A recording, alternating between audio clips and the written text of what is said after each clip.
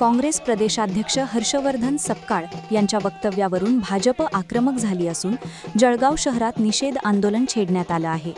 काँग्रेस प्रदेशाध्यक्ष हर्षवर्धन सपकाळ यांनी टिपू सुलतानची छत्रपती शिवरायांशी तुलना केल्याच्या वक्तव्याचा जळगाव भाजपकडून तीव्र निषेध करण्यात आला।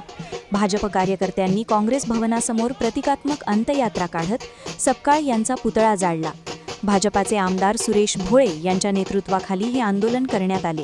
काँग्रेसचे जे प्रदेशाध्यक्ष हर्षवर्धन सपकाळ यांची या ठिकाणी प्रतिकात्मक अंत्ययात्रा काढलेली आहे आणि काँग्रेस भवनासमोरच त्यांचा पुतळा दहन केलाय। काय सांगाल?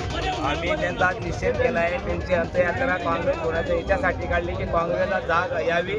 त्यांनी जी तुलना छत्रपती शिवाजी महाराजांबरोबर केलेली ती एकदम म्हणजे खरं त्यांच्या तोंडाला असं म्हटलं जातं की त्यांच्या तोंडालाच काळं फासलं पाहिजे, पण आम्ही फक्त आज त्यांची अंत्ययात्रा काढलेली आहे आणि आज पूर्ण भारतीय जनता पार्टी प्रदेशाने त्यांचा निषेध नोंदवलेला आहे आणि भविष्यात जर असे काँग्रेसचे पुढारी बोलले तर त्यांना रस्त्यात सुद्धा फिरू दिलं जाणार नाही।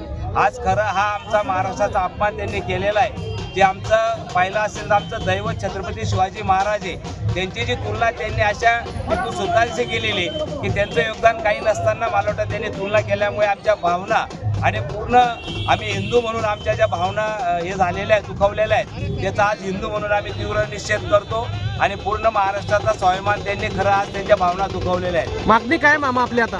त्यांनी माफी मागावी अशी मागणी आमचे आदरणीय मुख्यमंत्री देवेंद्र साहेबांनी केलेली आहे आणि आमची तीच मागणी की त्यांनी जाहीर माफी मागितली पाहिजे। ठिकाणी प्रतिकात्मक अंत्ययात्रा काढलेली आहे हर्षवर्धन सपकाळांची।